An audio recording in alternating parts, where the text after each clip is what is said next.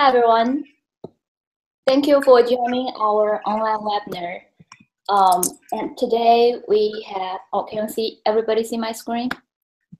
Need to change, okay.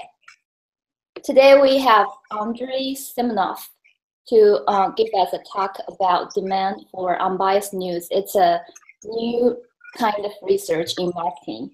And Andrey is right now assistant professor of marketing at Columbia Business School.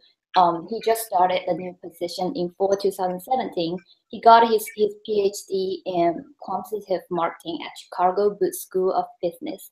And his research interests are around quantitative marketing, advertising, and media economics, and relative area.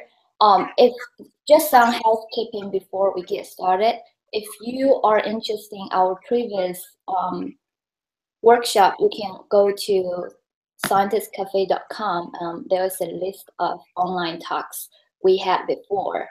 There are YouTube video linked to it. And if you have any question during the talk, you can submit your question through the live chat function on YouTube, or you can send your question to me. We are finding a topic for 2018 online workshop. So if you are interested in talking, or if you know who are interested in talking, please send it my way to this email address, okay? Now I will turn it over to Andrey. Okay. Hi, everyone. Can people hear me? Yeah, we can see you now. Okay. Hi, everyone. I'm Andrey. As it was a lot of research interest, I probably should shorten this up. To quick about me, I'm basically was trained in quant marketing economics. I'm working in the intersection of quant marketing, industrial organization, and political economy, media economics. So that was too much words there on the CV. Let me just share the screen and get to the paper quickly. Okay. Okay.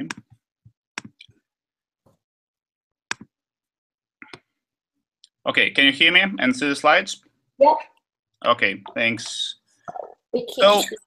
You're sharing your screen right now? Yeah, oh, I should be, right? Yeah. Do I? Okay, good. So I'll mainly be talking about this work. It's you, not your screen. Oh, it's me? Yeah. Sorry. Okay. Give me a sec. Let's do this. Did it work now? Probably not. Hello? Hi. Still you. Okay, sorry for that. That's a share screen button on the side. Share screen. You did it once. Yeah, I know. Hopefully it will work again. Okay. So this should be the slides. Yep.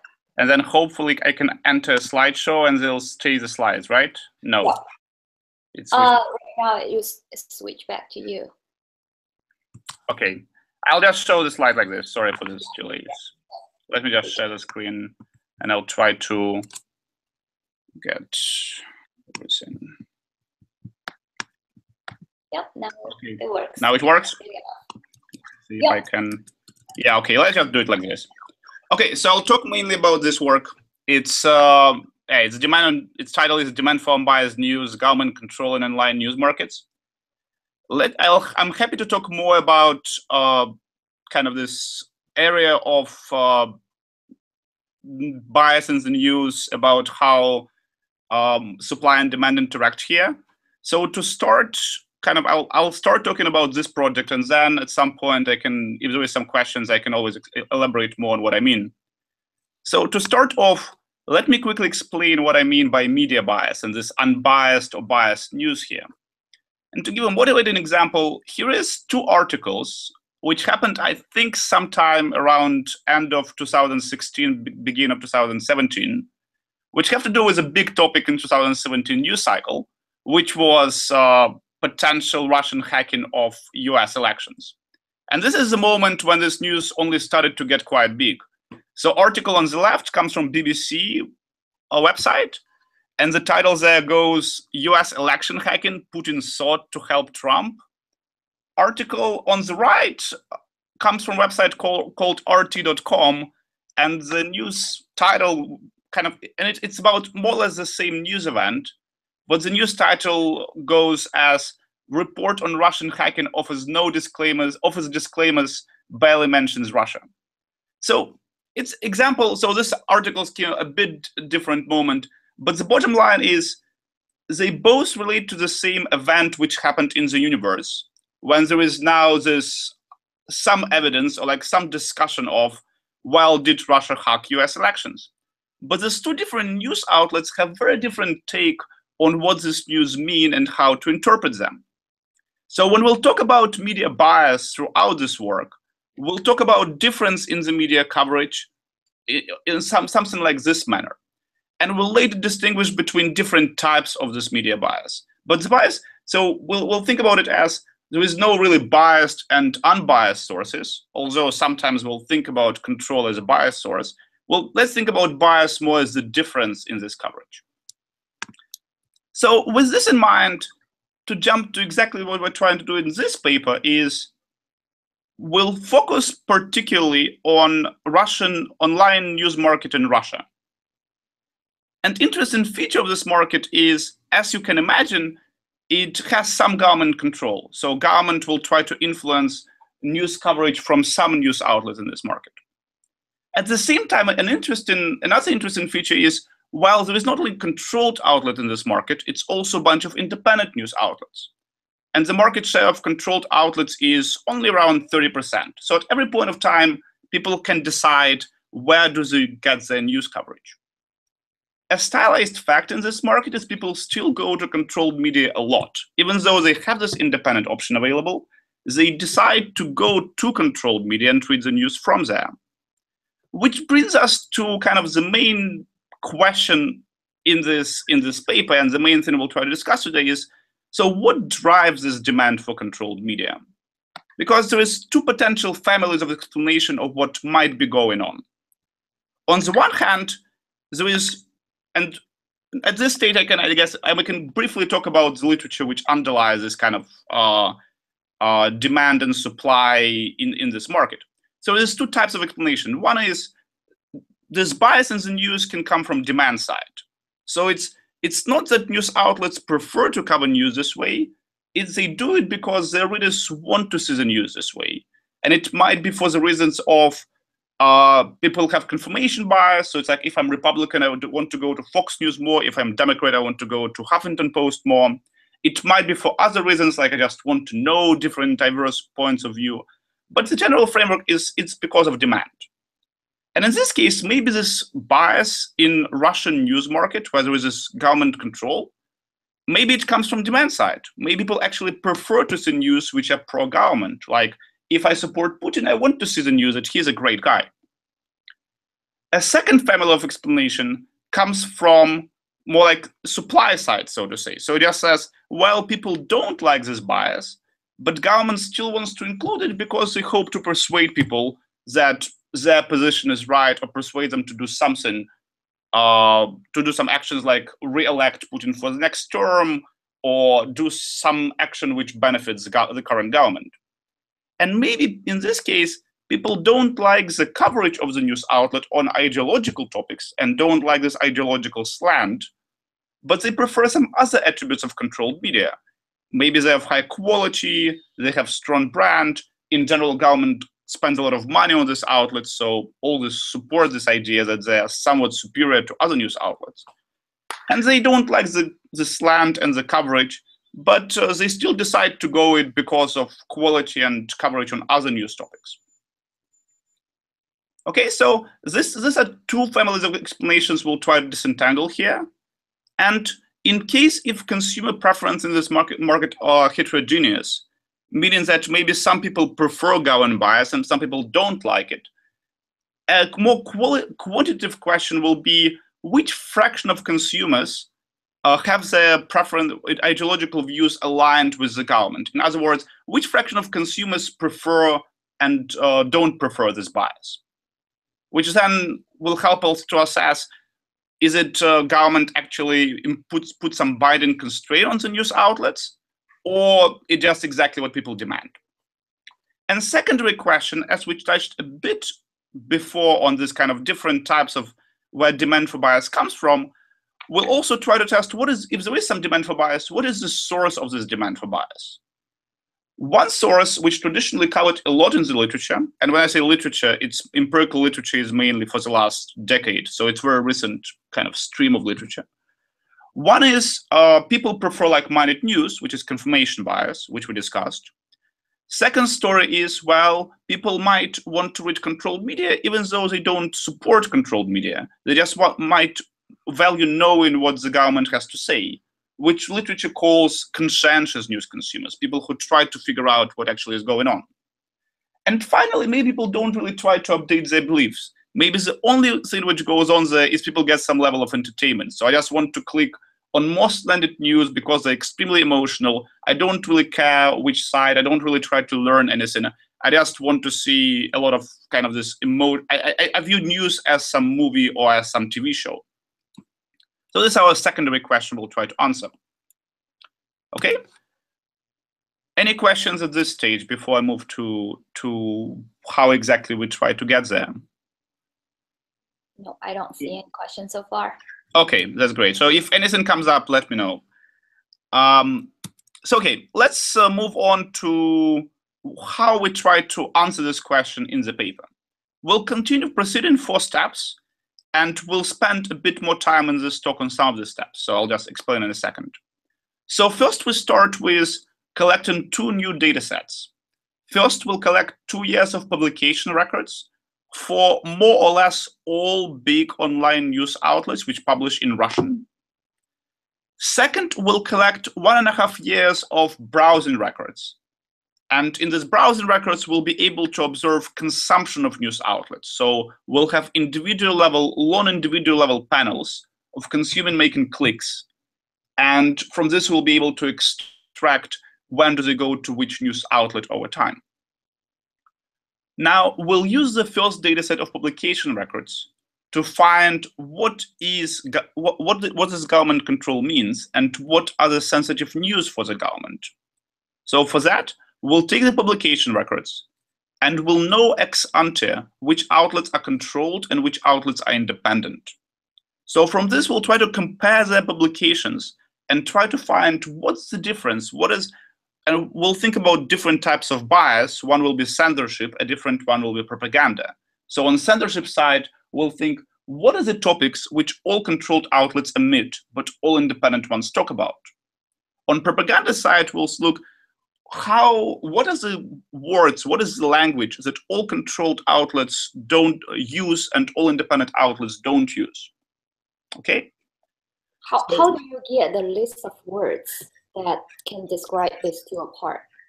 So yeah, so we'll get to it once I finish. We'll get to the main part, but to give a quick preview of this, we'll take the entire corpus of these articles. So there'll be around 4 million articles from publication records. And we'll know ex ante which news outlet wrote which articles, that's clear. But we'll also know which outlet is controlled or independent from the ownership structure. So we know that for a bunch of outlets, government owns them. For another outlet, they there is some evidence they might be influenced by the government. But for some of them, we know there is no real interaction between government and this outlet. Is that the question? Yeah. Okay, so yeah, I'll talk more about exactly how this classification is done.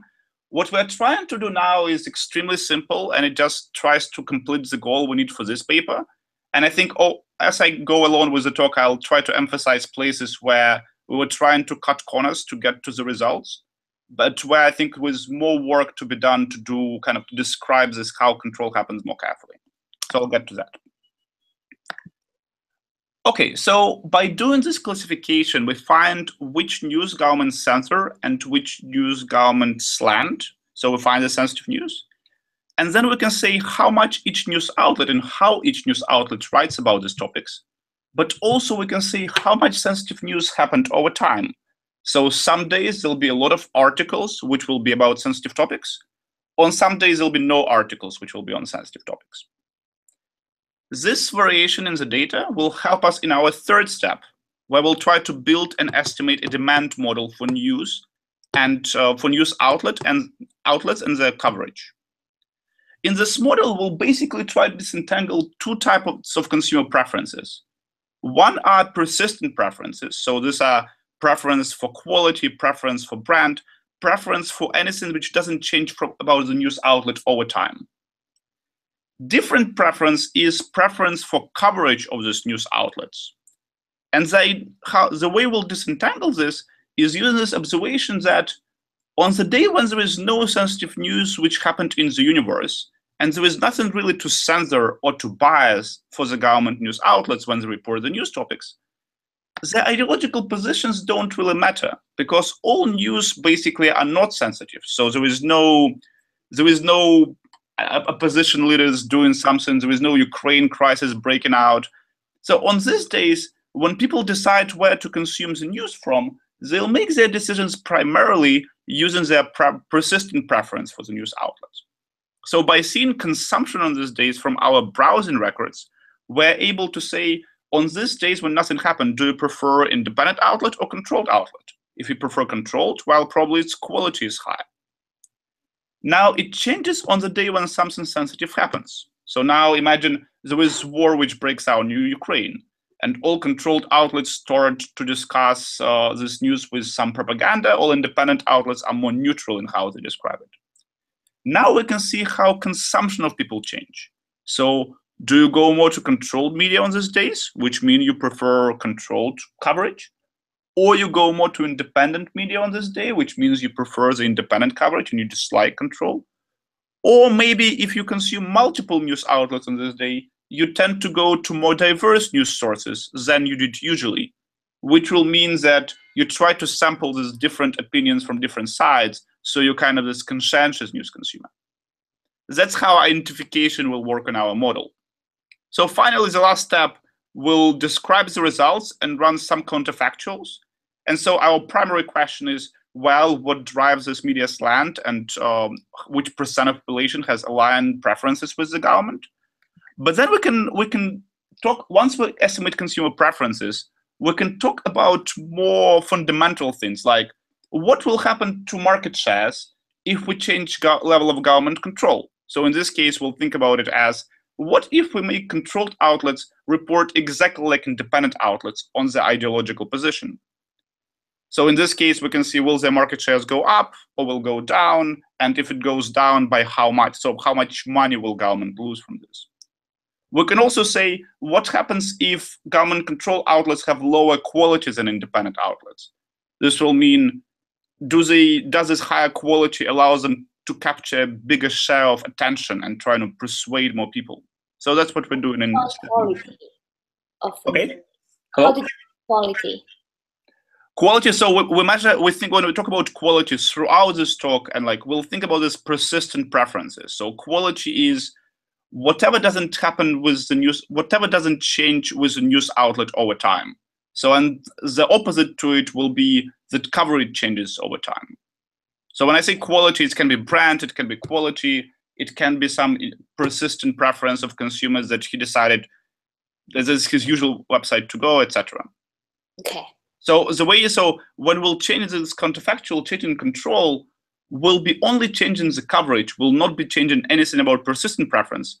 So, and maybe this persistent preference formed as a function of the coverage in the long term. So all we do in counterfactual is kind of look at these short-term changes in market shares and short-term changes in the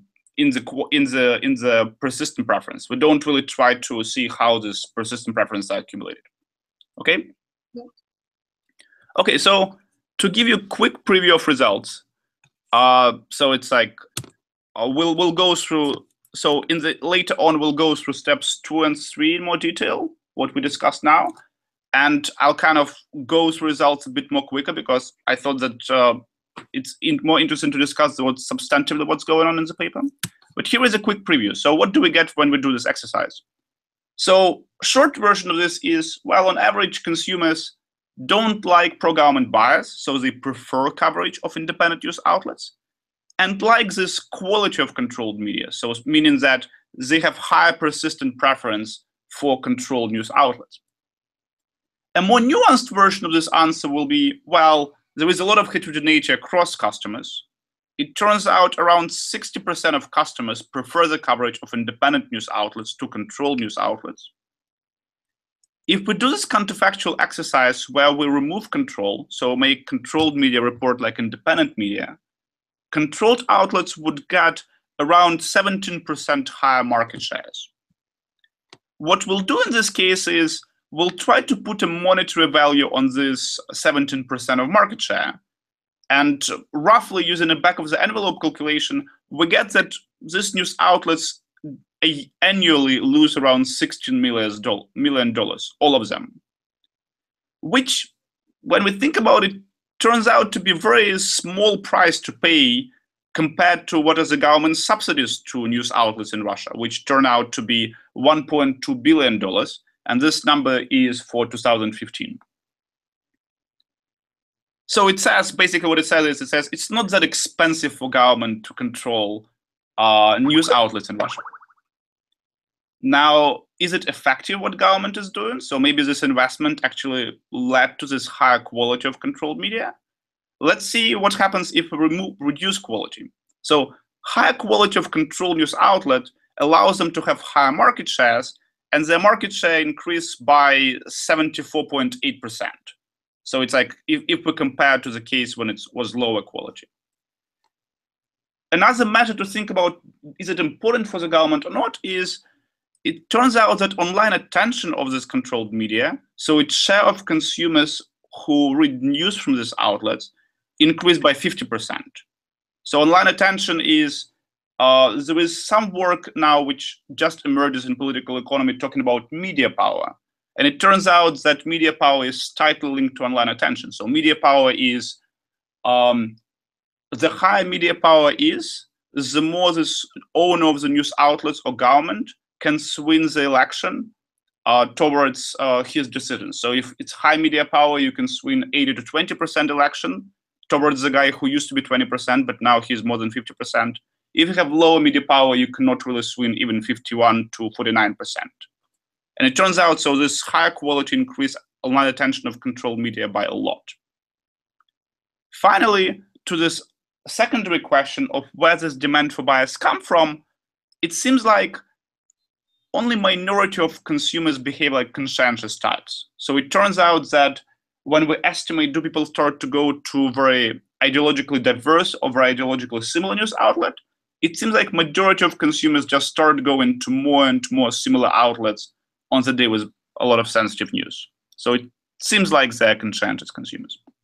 Okay, this is a preview of results, and I'm not sure, like we have 1 hour, so I'm not sure how much we'll be able to go into this in detail, but that's kind of a takeaway from the work which was done here.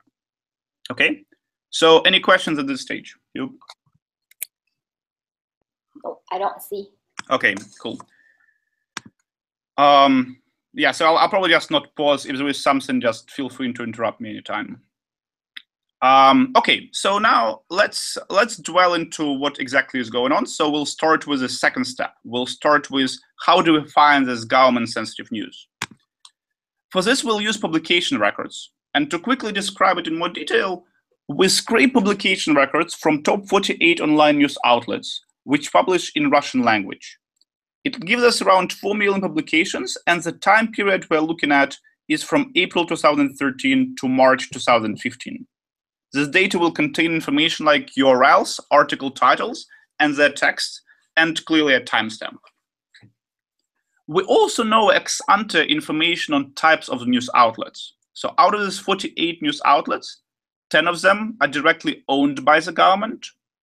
20 of them we group as potentially influenced. They're formally independent, but there is a lot of anecdotal evidence that they can cooperate with government. So for example, the owner of this news outlet will tend to be very in close relations with the government, or these outlets will find independent journalists for bad coverage of Putin. So there is some evidence they might be influenced. There is 10 outlets which are independent when just there was no evidence like this, or there is some foreign structure which prevents government to intervene in any way. And there is 5 news outlets which are international and 3 which are Ukrainian. And international means they based in another country like BBC or Deutsche Welle, but they still have a version of their website in Russian. So like Deutsche Welle has a Russian version, BBC has, Reuters has this version. So we'll kind of keep them as a separate group, primarily because they often focus on a different type of audience. Okay, so now we'll use these publication records to find government control. And we'll, as we briefly mentioned before, we'll think about 2 types of government control. One is censorship, and censorship is omission of facts. So it's basically if government tells a news outlet, don't mention this guy or don't mention this place, that's censorship. And second is propaganda, and it's more like framing or distortion of news. It says, well, you can talk about this guy, but make sure he doesn't look good. Or like, if it's some like pro-Russian guy, make sure he actually looks good. Okay, so that's kind of types of control that we'll think about when we'll use publication records. So we'll start with the idea of censorship. And to find censorship, we'll compare publication records on controlled and independent news outlets. And we'll try to find proper nouns and bigrams of proper nouns, which all controlled media systematically omit and all independent media use. So the idea is that proper nouns correspond to some actors, toponyms, so it's like places, so to some objects which represent facts, and news topics often have to do with facts. So we kind of initially assume that all the proper nouns have to do with facts, all the non-proper nouns we'll think about as a slant of how government talks about the topic. So like adjectives, etc. So we'll use a very simple, and yeah, another thing to mention here is when we compare only controlled and independent news outlets, we implicitly define media bias as saying that kind of the difference between the two, between the coverage of control and independent will be our media bias. One way to think about it is we don't really cover any self-censorship. So if I'm an independent news outlet and I'm worried that if I write something, the government come and punish me, then it will not really get into our measure. So if anything, we'll underestimate the degree of this bias in the market. And there is some way to try to kind of get to this level of self-censorship using international news outlets because they're not subject to censorship, but they also have very different demands they want to satisfy. So that's where it gets a bit tricky. That's something we have not ended up including in this work and thinking about doing it in the future. Okay, so let's describe, so we try to kind of find these proper nouns using a very simple procedure. For each proper noun, we'll compute the share of its usage by each news outlet J. Then for each proper noun, we'll rank news outlets from the one which uses this proper nouns the most, so this outlet gets rank 1, to the one that uses it the least, which gets rank 48. So for example, oh, well, there is some fire alarm here. Hopefully I'm not kicked out of the room. So finally, once we have these ranks for each proper nouns, we compute the average rank for independent outlets and average rank for control outlets.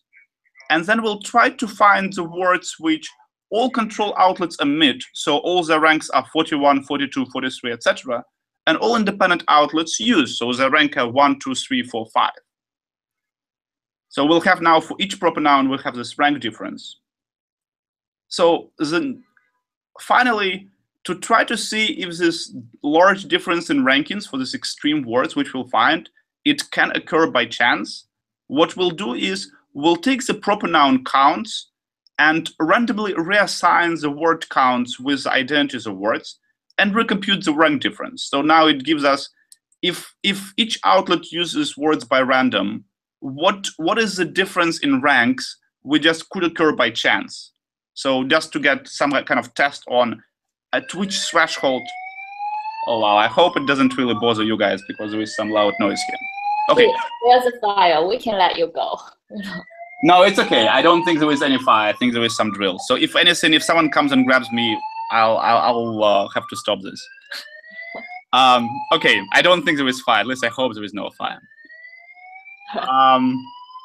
Okay, So let's see, we apply this procedure to 25,000 different proper nouns and their bigrams. Yeah, it's a bit annoying.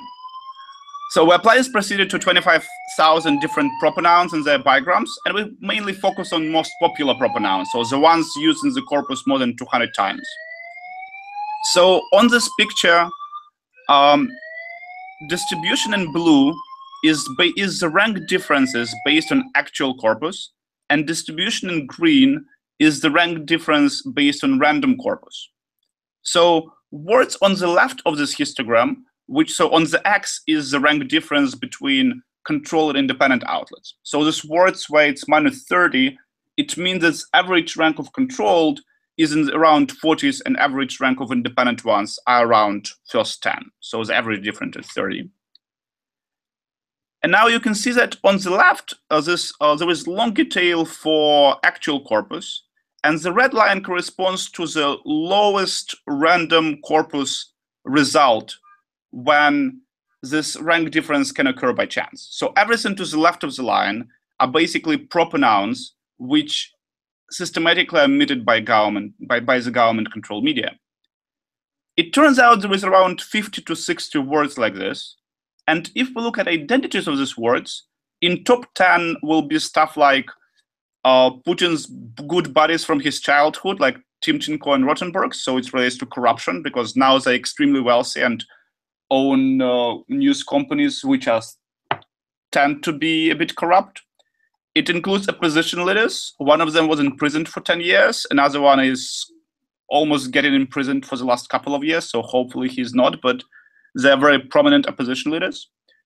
It includes places where protests take place. So it's Bolotnaya, which is a square in Moscow. It actually includes an agency which is responsible for censorship. So it's Roskomnadzor. So the bottom line is all the words which kind of this procedure finds, ex ante, we have very strong beliefs that it should be sensitive for the government. That's how kind of, just by looking at these words, it makes a lot of sense that government will want to censor them.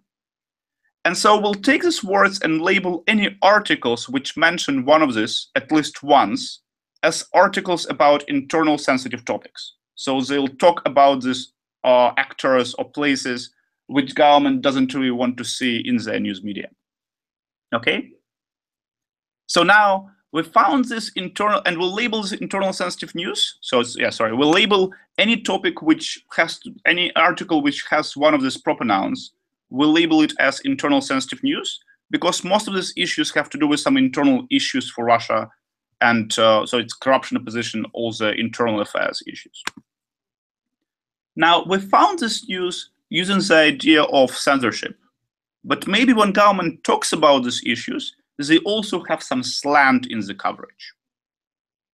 To try to find this slant, we'll take only articles which are about internal sensitive news. So it's corpus of articles which mention one of these actors or toponyms. And we'll apply the same rank difference procedure to all words which are non-proper nouns, to like adjectives, etc. And there, using the same kind of idea, the same procedure, from picture on the left, you already can see that mostly distribution match quite well. So there is not many words which we find that will relate to. So in fact, there is nothing really statistical significant that we find that it seems like government overuses or like underuses or overuses this language. There is a couple of words which government control outlets use a bit less. So they'll label these opposition leaders who are arrested as prisoners much less often. So all the independent outlets call them prisoners. All the control ones will call them something like just arrested individuals or something like that. And there is a bit of other differences, but in principle, we don't really find that much slant in this news topic.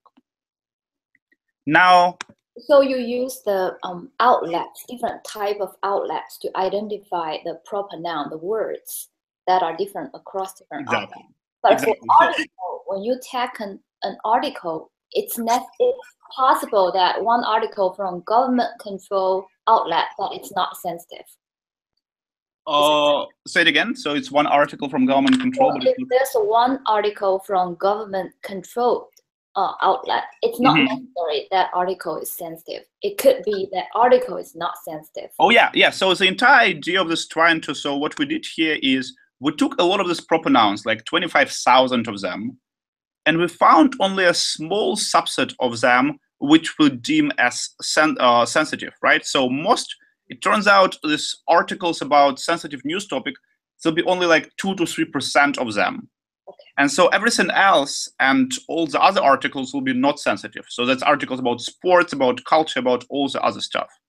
Okay, and government control clearly has a lot of them, as well as other outlets. Yeah. Okay. Okay, so we found our first topic using the idea of censorship. Now we also have propaganda. So it's like saying when government talks about an issue, but doesn't really kind of talk in a very different manner. And a good guess for which topic might have propaganda over this period of time in Russia is event which we mentioned briefly before. So it's Ukraine crisis news.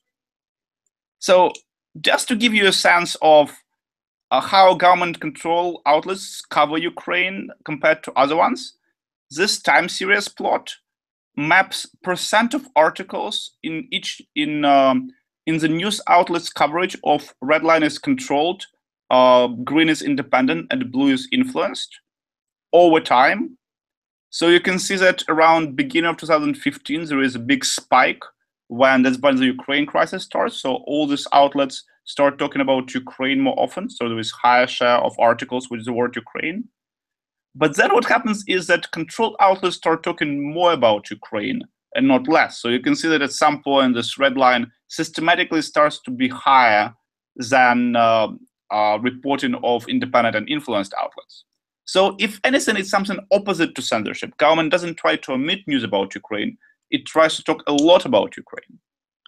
And what's going there is, if we look at the difference in corpus, which is not proper noun based, there is a lot of difference in the words which controlled media use.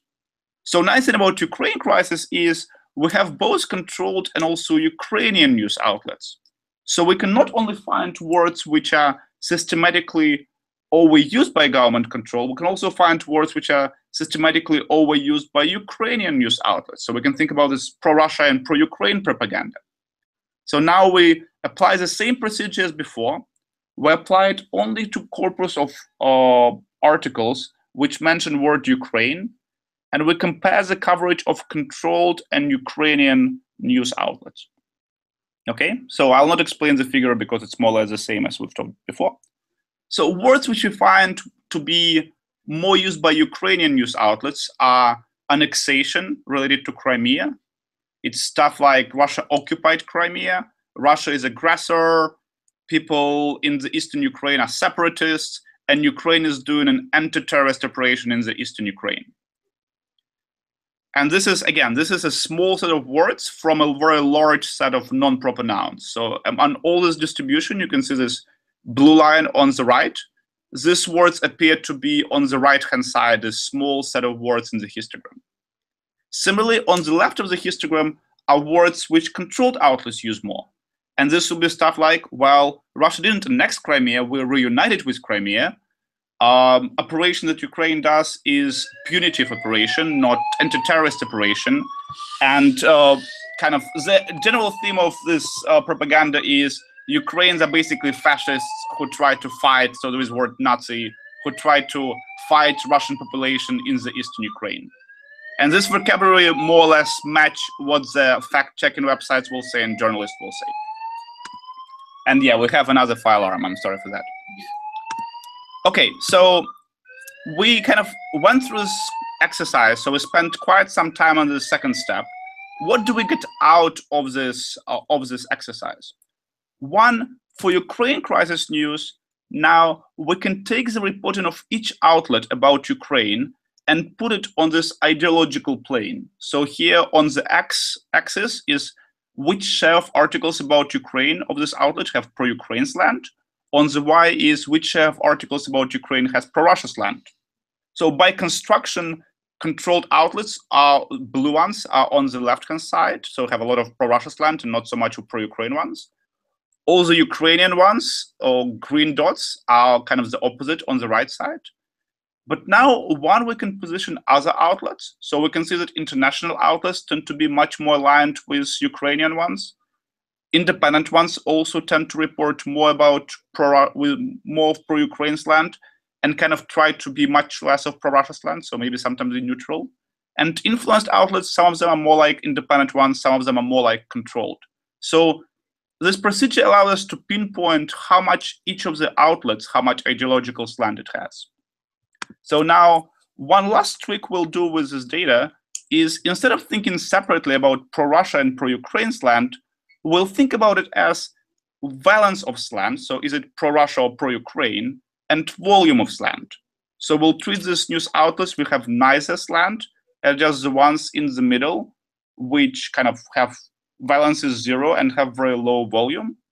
And we'll treat outlets which report both pro-Ukraine and pro-Russia slant as being in the middle but being higher on the volume dimension.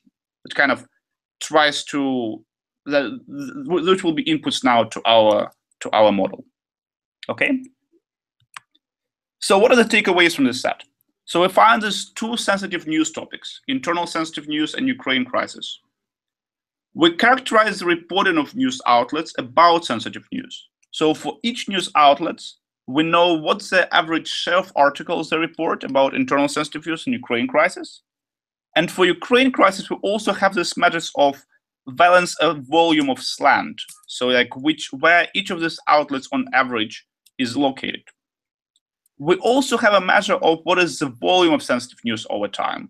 And this is just what is the share of articles about the sensitive news on each day T. So that's all we need to take away from this second stage. What's valence of slant?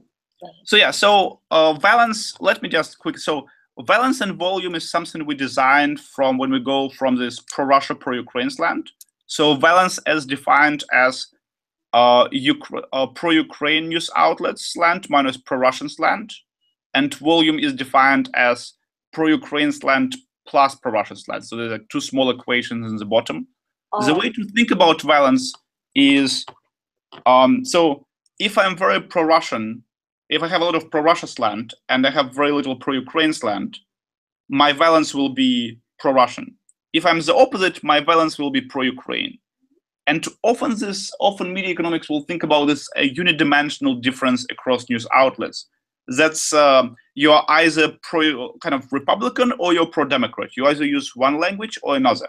Oh. Here, what we're trying to do is try to say it's a bit different when news outlets don't use any slant. So these dots, which are very close to 0, 0 dot on these ideological planes, are somewhat different from the ones which have both pro-Russia and pro-Ukraine slant, but on average, kind of they report both slanted news. Okay. And that's the idea with this kind of valence versus volume is trying to capture. Okay, so it's kind of, we'll use it in the model to try to talk about, do people like slant just from entertainment value? They just prefer more slant of whatever side, or they actually prefer the valence? They prefer, is it pro-Russia or pro-Ukraine one? Okay. Yep. Okay, so now I'll quickly go through. So I don't think we have like 17 minutes left. So that's as usual. I think I'm running out of time very quickly. So what I think I'll do, I'll go through this third step more carefully, and for this I'll also talk about the browsing records and what this is coming from, and then I'll briefly just mention the results, given we talked about some of them initially. So first talking about the browsing records. So these records come from Microsoft research. That's where, so my co-author Justin Rao on this paper, he used to be here, now he moved to home away. And that's just in general, very nice environment for this. So the data is Internet Explorer toolbar data. It's a click level browsing data for a large panel of users. So we don't know who these individuals are, but for each individual, we know which URLs they went to, where they came from, when they did it, how many seconds they spent there, kind of some information about them, like which countries they're browsing from. And we know this data for 1.5 years. So we know it from November 15, 2013 till 1st April 2015. We take only users who navigated to a Russian news website at least once over this period of time, which gives us around 300,000 users and around 26 million page views of this news outlets. One big caveat when we started this and we tried to kind of think of how much we can extrapolate from this population of IE toolbar data is, are these guys representative with the average news reader in Russia? And the answer is kind of yes and no. So luckily for us, and a later version of paper have much more on this section. So I'll not have time to talk about this now, but there is some details on how kind of we try to compare this. It turns out that toolbar is different in a sense of it has much more people who are a bit older, and kind of anecdotally and from the data, it looks like these guys will access laptops from their offices. So we have a lot of people who go to office to browse. At the same time, if we look at how consumption changes over time, so this office focus news outlets will be more of business oriented, will have higher average market shares in our results. At the same time, if we look at how consumption changes over time, and remember, that's what we really need for our identification strategy to figure out what is do people prefer one slant or another, it looks like, at least for top 7 news outlets in our sample, that consumption over time changes quite similarly in toolbar and in the population level. Okay, so I'll not talk much about this, but I'm happy to kind of talk about it offline, or paper has more details about this.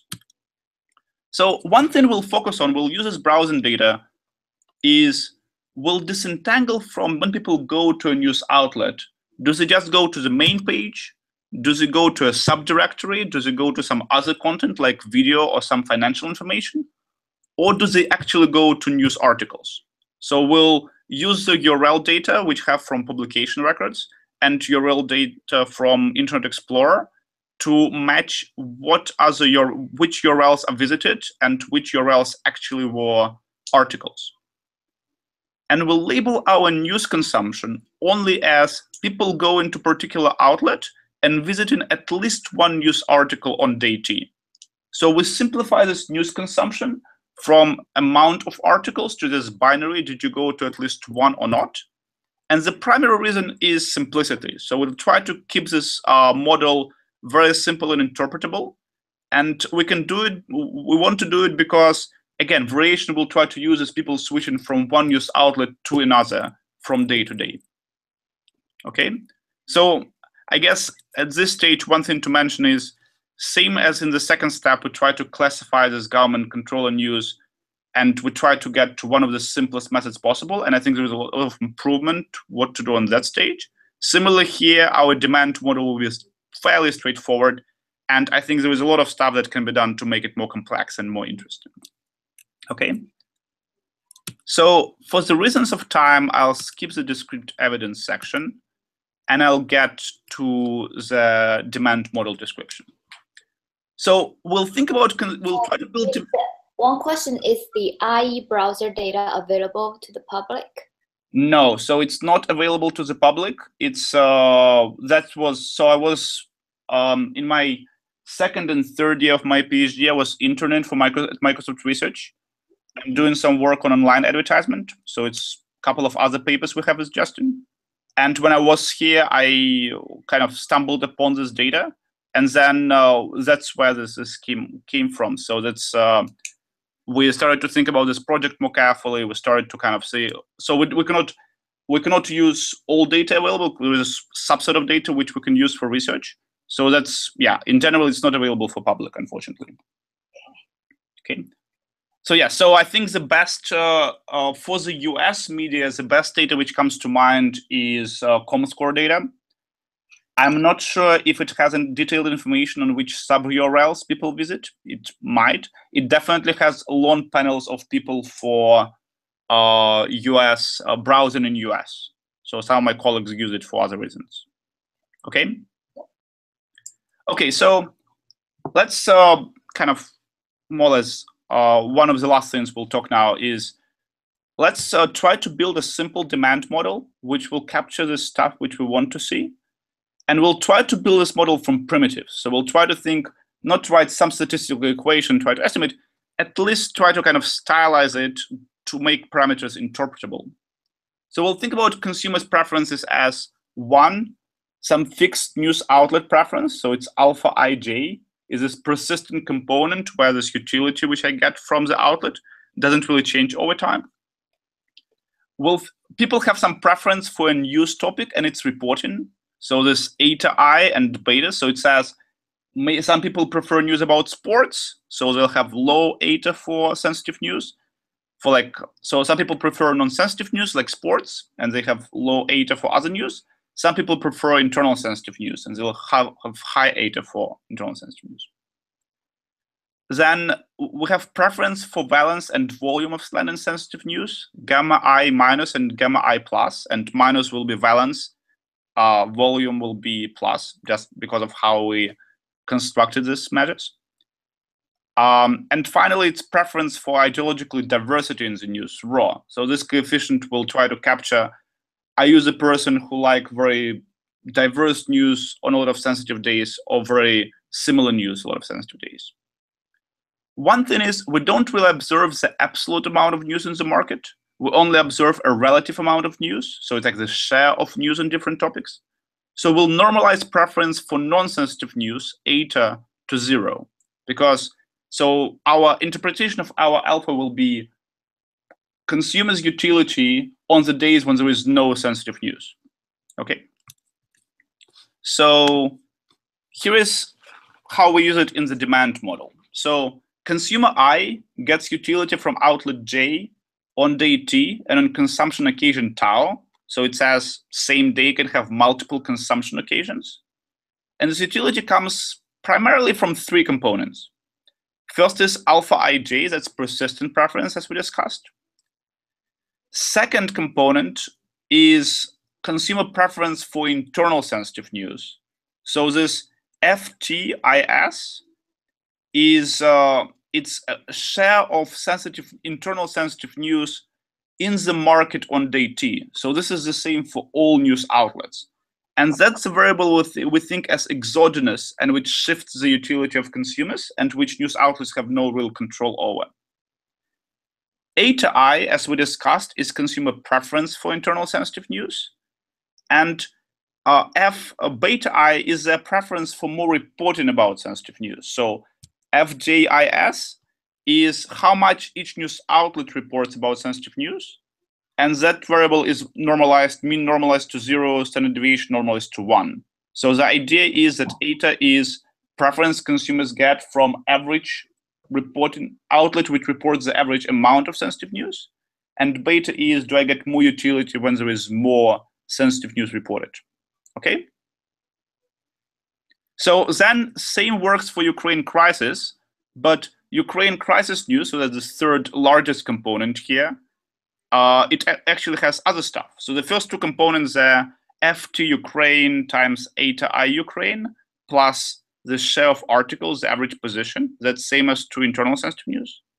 Then for each outlet, we also have what is the valence of slant and what is the volume of slant. So this VI minus gamma I minus, VA plus gamma I plus. And that's, again, this is also normalized to 0.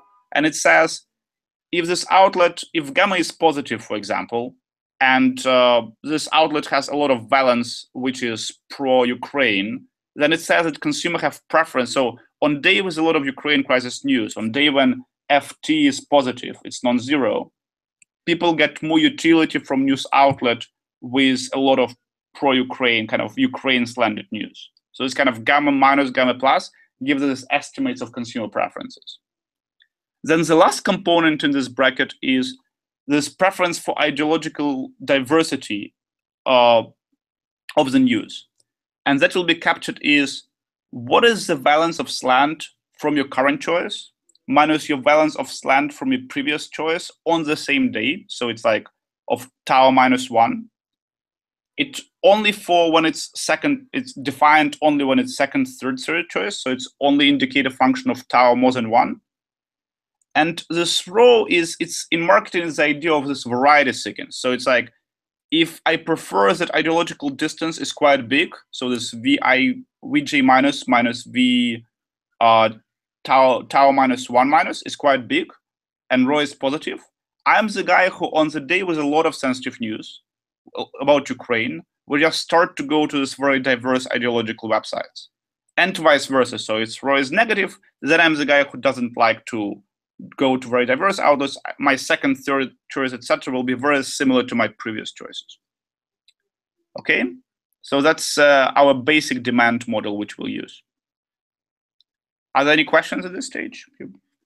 How many articles are from government-controlled outlets? If they are, majority of the articles are from government-controlled, so the data is very unbalanced. Does that affect the estimates of the parameter? So it's okay. So there is 10 government-controlled news outlets, and I think they're responsible for something like 25 to 30% of news articles in the corpus. So there is not. It's not. Government doesn't responsible for the majority, right? So it's quite a small. And that's going back to the setup. It's like Russia is an interesting country because it's a country where government doesn't try to control everything. Its strategy is somewhat different, and we'll get to this again in the results. So it tries to control a fraction of news outlets, make them quite good, and then just make them compete with all other news outlets and gain market share. Okay, but yeah, if there is something in this classification process, it will come in through this. It will not come in the demand system. It will come in through the estimates of these average positions of slant and reporting. So it's kind of in the second step, which we'll do today. Okay. And I'm happy to talk more about this offline. Okay, so I think I have 5 minutes left, right? Yeah. Okay, so let me do the following. So I'll briefly, for the reasons of time, I'll briefly go through the demand estimates of this to kind of just to show them quickly, and I'll switch to. I'll show quickly some counterfactual table, and I'll just conclude. And discussion of the results, all this stuff is in the paper, so definitely, if you want to have a look at it, and like if you want to chat about this later, let me know. So I'll just kind of try to wrap up then. We estimate the demand model with hierarchical multinomial logic. For now, we just assume consumers clearly have different preference. We'll impose a normal prior on them, but we can relax this quite easily. So we can think about mixture of normals, etc. So that's just to get some results. Here are preference for news coverage. So it's a couple of things to notice. So betas are consumer preference for more reporting. And this is the first column are mean estimates. The second column are standard deviation of the kind of second column is difference in consumer preference across consumers. So a couple of things to notice. One, people have very different preferences. So all the standard deviation estimates are much bigger than the mean estimates. So there's a lot of people who like or dislike any topic or any type of slant. The last column gives percent of users for whom posterior mean estimates are greater than 0, so who have positive estimates. Average person doesn't seem to like internal sensitive news. These coefficients are negative, but as you can see, there is 50-50 split. Average person prefers news about Ukraine crisis, and that's where around 65% and 59% have preference for more coverage of this topic. So interesting coefficients here are gamma minus and gamma plus. So it says average consumer doesn't like pro-government slant and does like news with less slant in general. So like 60% of people will prefer news with less pro-government slant. It's gamma minus. And then last thing to notice here is this rho estimate. So on average, rho is negative. And if we look at which percent of users have negative rho, it's around 72.3%. So it says majority of people on the day with more sensitive news will tend to go to more ideologically similar news outlets. That's kind of our test for conscientious consumers. So we can compare it to the posterior mean estimates of persistent preference. And I'll not go through this much. So there is one thing to notice is the second row. So it's average difference between alpha, persistent preference for controlled media, and for an average news outlet. And it tells us that controlled media outlets have much higher alphas than the average one. So they have this higher persistent preference. And another thing is, it's hard to say from this, comparing these two tables, but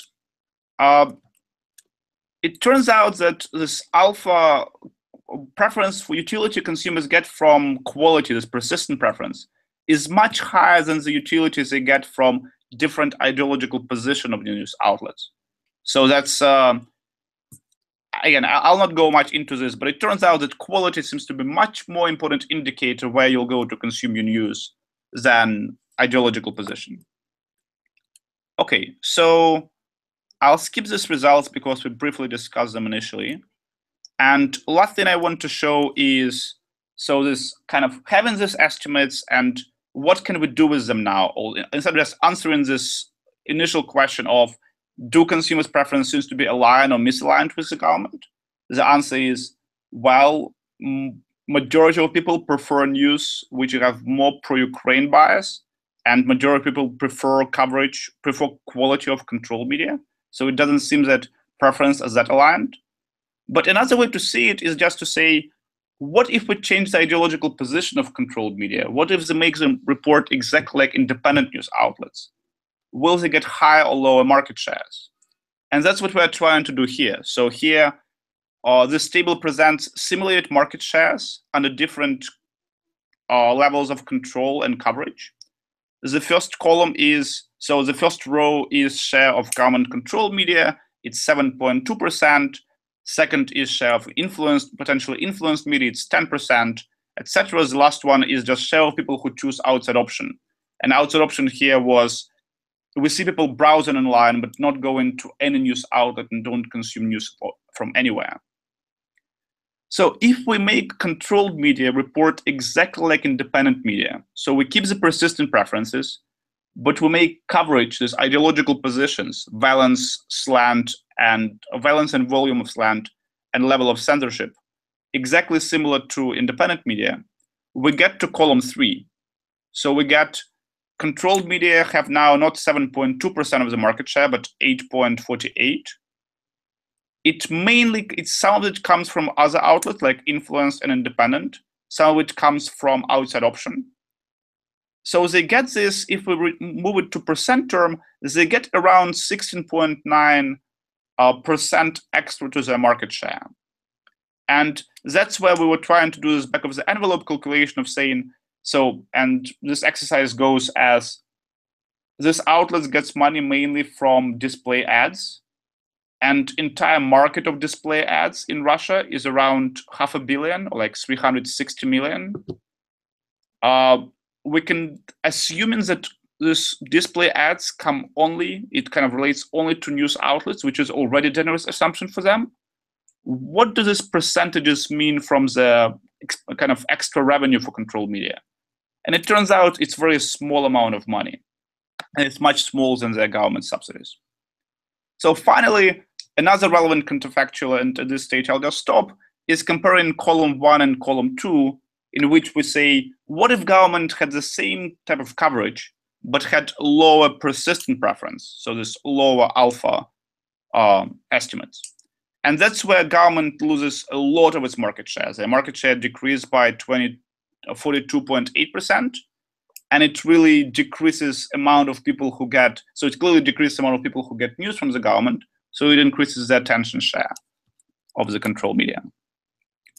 Okay, so instead of just repeating this kind of, let me quickly repeat, I guess.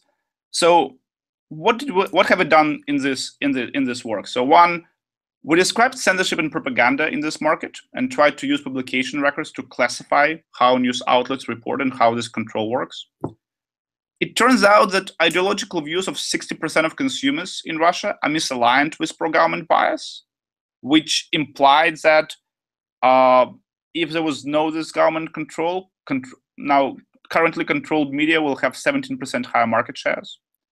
most consumers in the media tend to have high persistent preference for controlled outlets, and this kind of higher quality gives substantial increase in their attention share and media power.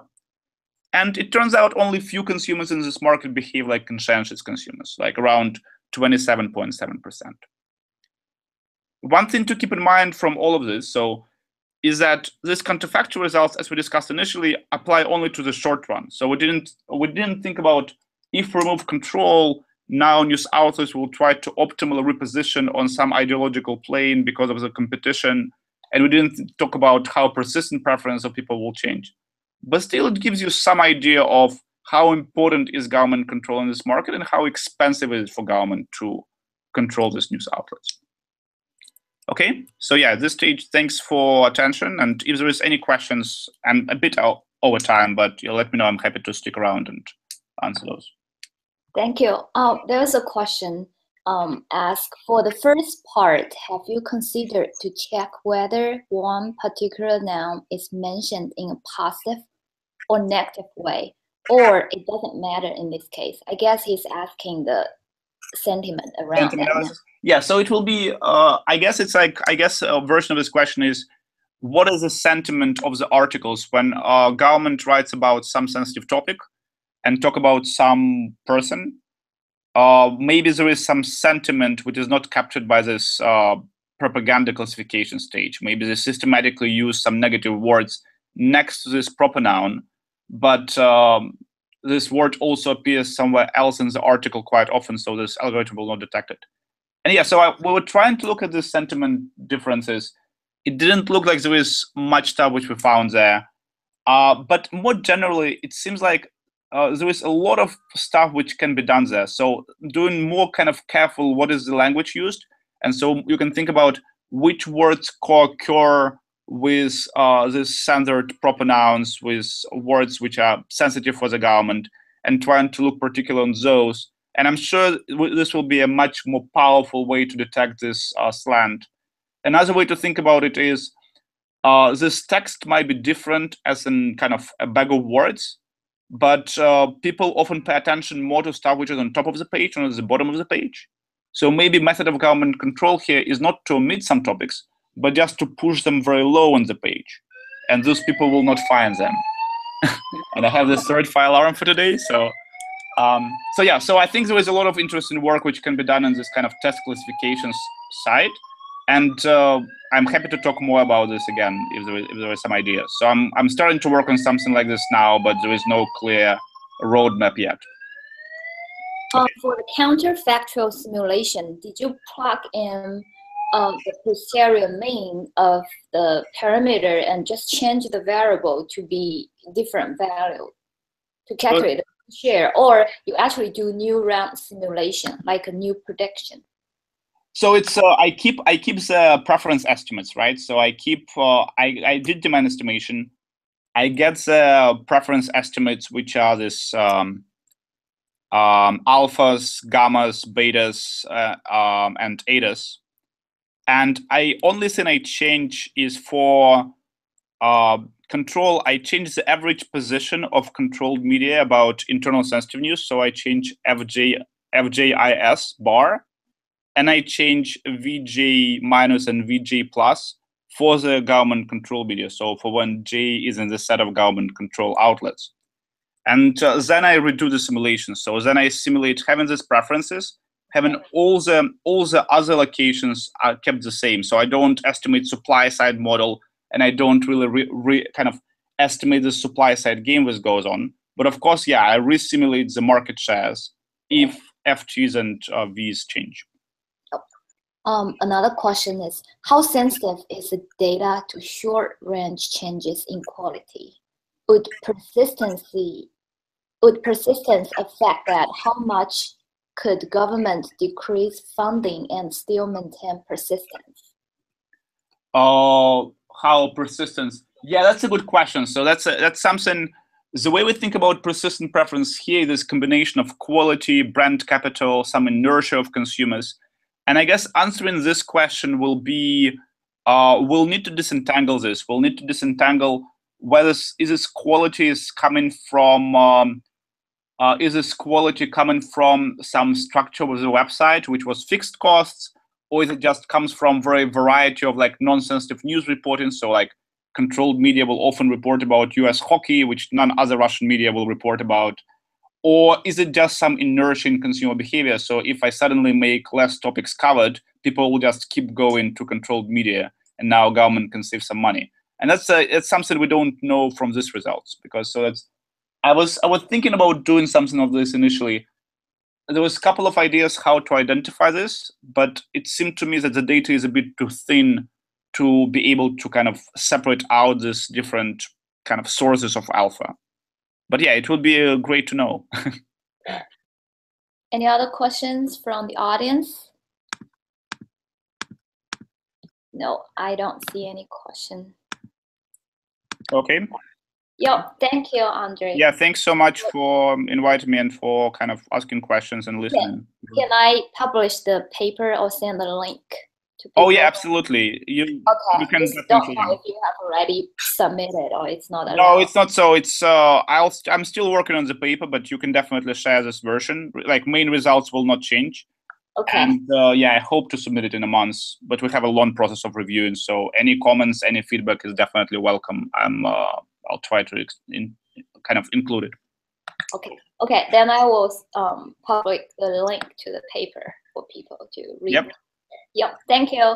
Sounds good. Thanks. Have a great night, everybody. Yep. Bye. Bye.